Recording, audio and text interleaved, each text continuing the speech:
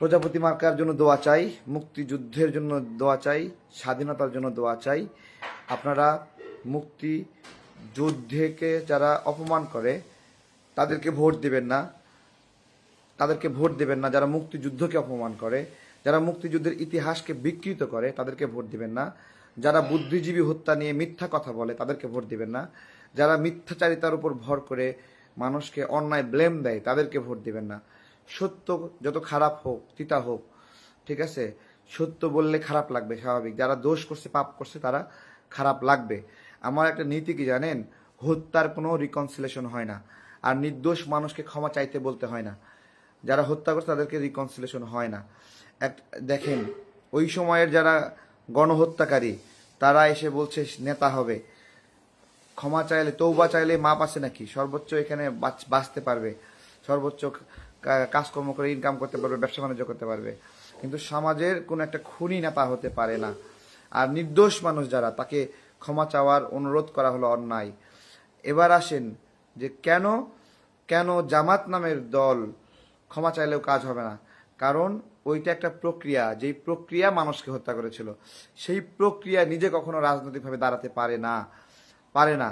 ওই প্রক্রিয়া থেকে যে বের হয়ে যায় ক্ষমা চাইবে, যে না, আমি এই প্রক্রিয়া, এই গণহত্যাকারীদের সিস্টেম থেকে আমি বের হয়ে আসলাম, এবার আমাকে আপনারা ক্ষমা করেন, তাদের বিষয় আলাদা। কিন্তু ওই প্রক্রিয়াকে যারা শক্ত করে ধরবে, ওটার উপর আমল করবে, ওটাকে সুন্নত মনে করবে, ওয়াজিব মনে করবে, ফরজ মনে করবে, ওইটাকে জান্নাত মনে করবে, ওইটাকে জাহান্নাম মনে করবে, সেই প্রক্রিয়া, খুনিদের প্রক্রিয়া, নিজেরাই জান্নাতে যাবে না, অন্যকে জান্নাতে নিতে চায়। তো এটা আপনারা স্মরণ রাখলেন। এইভাবে এরা জান্নাত বিক্রি করে, একটা খুনি গণহত্যাকারী গোষ্ঠী। রাজনৈতিক সংঘাত আর গণহত্যা এক জিনিস না। রাজনৈতিক সংঘাত হলো মুক্তিযোদ্ধারা আর পাক বাহিনী যুদ্ধ করছে, পলিটিক্যাল সংঘাত। কিন্তু নিরীহ মানুষকে, যারা বেসামরিক মানুষকে দাঁড় করায় রাখে গুলি করে হত্যা করছে, বেসামরিক নারীদেরকে নিয়ে ধর্ষণ করছে, ছোট বাচ্চাদেরকে পায়ের নিচে পা ফাড়ায় ফেলছে, তারা হলো গণহত্যাকারী। তাদের কোনোদিন রিকনসিলেশন হতে পারে না। এইটা আমার দৃঢ়তা, এটা আমি বলছি, বারবার বলবো। আপনারা আমাকে ভোট দিতে হবে না। মুক্তিযুদ্ধকে আকারে ইঙ্গিতে অসম্মান করে, এটাকে বেজ্জতি করার চেষ্টা করে, এটাকে ভারতের বলার চেষ্টা করে, ভারত তাদের বলে, আর ওরা ভারতের সুরেই কথা বলে, তাদেরকে আপনারা ভোট দিবেন না, আমাকে ভোট দিতে হবে না। ভালো থাকবেন। আমার যে ক্যাম্পেইন, এই ক্যাম্পেইনের বিষয়ে অনেকে এখানে খোঁজাখুঁজি করছিল, তাই এই অংশটুকু আনতে বাধ্য হলাম। আর গতদিনও স্বাধীনতার ঘোষণা নিয়ে উল্টাপাল্টা বক্তব্য দিচ্ছে। এইরকম ষড়যন্ত্র আওয়ামী লীগও করেনি। এইরকম ষড়যন্ত্র মুক্তিযুদ্ধ নিয়ে, এই যে শহীদ প্রেসিডেন্ট জিয়াউর রহমান নিয়ে ষড়যন্ত্র এত বড় করে করেনি। ঠিক আছে, তারা পুরো জিনিসটাই উল্টায় দিতে চায়, এই রাজাকারের দল। যাই হোক, কোনো জামাত শিবির রাজাকার আমাকে 10 পয়সা পাঠাবেন না। আপনাদের পয়সায় রক্ত লেগে আছে। ওই পয়সা যত বেশি হোক, ওই পয়সার আমার কাছে দাম নাই। আমাদের ভাইয়েরা যারা আমাদেরকে ভালোবাসেন, তাদের দৃষ্টি আকর্ষণ আমরা করছি। ভালো থাকবেন। আবারও বলছি, সবাই আমাকে একটু সাপোর্ট দেন, ঠিক আছে? আমার বন্ধুরা যারা আছেন, শেষ করার আগে আবার বলছি, আমার এটা খুব প্রয়োজন। আসসালামু আলাইকুম। আর আমার হোয়াটসঅ্যাপ নাম্বার 01557 এটাতে আমি আছি। মেসেজ করবেন, কল না দিয়ে মেসেজ করলে আমি উত্তর দিতে পারি, ঠিক আছে? আর অ্যাকাউন্ট নাম্বার তো এখানে আছেই, 01725545950, মুখে বলে দিচ্ছি। সুতরাং যারা সত্যিকারে ভালোবাসে তারা না বইলেই পাঠায় দিয়ে বসে থাকবে। 01766577199, এটা আরেকটি নাম্বার। একটা নাম্বারে না আসলে, এখন বিকাশের অনেক লিমিটেশন দিতেছে গভর্নমেন্ট থেকে। আমার অ্যাকাউন্টে তো আগে থেকে একটু সমস্যা, এটা তো স্থায়ীভাবে বন্ধই করে দিয়েছিল 18 সালে। তো 18 সালে আন্দোলনের সময় যখন আমরা ক্যাম্পেইন করছিলাম, তো আমাদের রাজনৈতিক জায়গা থেকে আমার শুভাকাঙ্ক্ষীরা আমার ভরসার জায়গা। আমাদের যে সকল প্রবাসী বড় ভাইরা আছেন, ব্যবসায়ী বড় ভাইরা আছেন, আমার এই ভিডিওটা এড়িয়ে যাবেন না। যারা আমাকে অন্তত সাপোর্ট করেন, তারা আমাকে কিছুটা হেল্প করবেন। অনেক ধন্যবাদ সবাইকে। আসসালামু আলাইকুম। আশা করি সবাই ভালো আছেন। আপনারা আমাকে ইতিপূর্বে নির্বাচনের জন্য সহযোগিতা করেছেন। তো সামনে শুক্রবারকে কেন্দ্র করে আমি আবারও একটা বড় লিফলেট প্রচারণা করতে চাচ্ছি। আমাদের লিফলেটগুলোও শেষের দিকে, এবং ব্যানার ফেস্টুন বেশিরভাগই খুলে ফেলেছে। তো আমি আসলে আমার ক্যাম্পেইনের অর্থনৈতিক ব্যয় নির্বাহ করতে পারছি না। এমনকি আমাদের যে ক্যাম্পেইন টিম থাকে, ক্ষেত্র বিশেষে তাদের ফুড সাপোর্টও আমার জন্য অনেক কষ্ট হয়ে যায়। এটা আমার জন্য খুব উপযুক্ত সময় ছিল না এবার নির্বাচনে প্রার্থী হওয়া, কারণ আমার নিজের অতটা অর্থ ছিল না যেটাতে আমি সাপোর্ট করব। আমি ব্যক্তিগত যতটুকু ছিল পরিবারের ছিল সেখান থেকে সাপোর্ট নিয়েছি। আমার ফ্যামিলি মেম্বার যারা, আমার দুলাভাই আছে, বোন আছে, আমার ওয়াইফ সহ আরও আত্মীয় স্বজন বন্ধুরা আছে, কিছু কিছু সাপোর্ট করেছে, আপনারাও সাপোর্ট করেছেন। তো আপনাদের দৃষ্টি আকর্ষণ করছি, আমাকে যদি 1000 লিফলেট করে দিতে চান তাহলে আমার বিকাশে 550 টাকা পাঠাতে পারেন, আর একটা ব্যানার করে দিতে চান তাহলে 250 টাকা পাঠাতে পারেন। তো আমার টার্গেট আছে যে সামনে শুক্রবারে 1,20,000 টাকা, 20,000-এর মতো হলো লিফলেট লাগবে। সেক্ষেত্রে 60,000 টাকার মতো একটা ফান্ড প্রয়োজন হয়। আর ব্যানার লাগাতে চাচ্ছি আবারও, প্রায় 80-90% ব্যানার আমার সব খুলে ফেলেছে। তো নির্বাচনের আগে এখন আবার একটু লাগানো দরকার।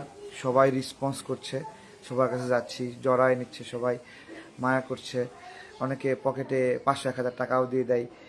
তো ভাল লাগছে নির্বাচনের এই সামগ্রিক পরিবেশটা। আমার আসনে অন্য যারা প্রার্থী আছে তাদেরকে সেভাবে চেনে না। আপনারাও যারা জানেন, ঢাকা 12 আসনের প্রার্থীদের নামও বলতে পারবেন না, চেহারাও দিলে বাছাই করতে পারবেন বলে আমার মনে হয় না। তো এটা একটা বিষয়। তো এখানে আপনাদের মতো অন্যান্য প্রার্থীদের তুলনায় আমাকে এখানে নাগরিকরা বেশি জানে এবং চেনে, তাদের সাথে ভালো সম্পর্ক বেশি। এবং অন্যরা যেটা করছে, বড় বড় মিছিল দিয়ে যাওয়ার চেষ্টা করতেছে, লোক নিয়ে, বিভিন্ন জায়গা থেকে লোক নিয়ে এসে, এবং নিজের লোক 200 আর হলো ভোটার 10 জন নিয়ে এই 210 জন মিলে একটা উঠান বৈঠক করতেছে। তো আমি আপনাদেরকে বলছি, আমি এইসব করার সামর্থ্য সক্ষমতা আমার নাই। আমি লিফলেট, ব্যানার, ফেস্টুন এইটুকু কাভার করতে, আমার মাইকিং কাভার করতে অনেক কষ্ট হচ্ছে। তো সবাই যারা আমাকে অনেক মায়া করে ভালোবাসছেন তারা অনেক দোয়া করবেন। আমি চেষ্টা করছি আমার জায়গা থেকে, এবং আমার পায়ে যতক্ষণ শক্তি থাকে আমি যে বের হই, রাত পর্যন্ত আমি হাঁটতে থাকি, সমানে হাঁটতে হাঁটতে সবার কাছে যাই, তারপরে ব্যক্তি টু ব্যক্তি কথা বলি, তাদের সমস্যাগুলো জানি। আমি আগে থেকে এই এলাকার সমস্যা জানি, ঠিক আছে। আমি এখানের অলরেডি অনেক বিরূপ পরিবেশ, একজন প্রার্থী ঘোষণা দিয়ে ফেলছে আমাকে ঢাকা 12 আসনে ঢুকতে দেবে না, এরকম।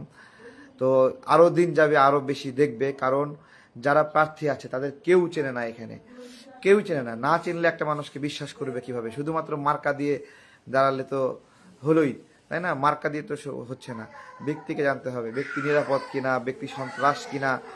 তো এইটা আর কি বিষয়। তো সবার দোয়া চাই। আপনারা আমাকে দেখছেন, অনেক দিন যাবত জানছেন, আমার সবাইকে বড় ভাই।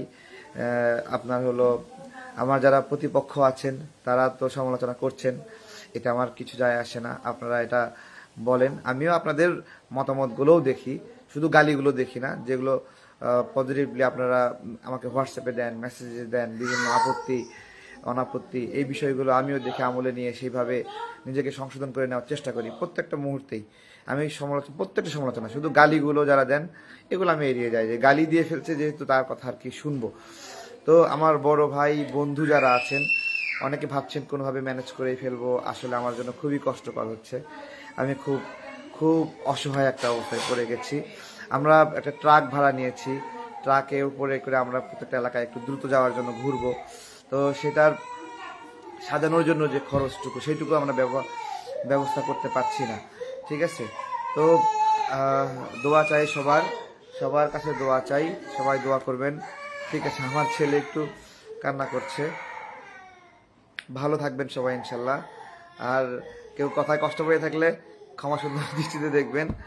আমি আমার ক্যাম্পেইনটা করছি, ইনশাল্লাহ অনেক ভালো হবে। এখানে আমি আপনাদেরকে বিজয় উপহার দিতে পারবো।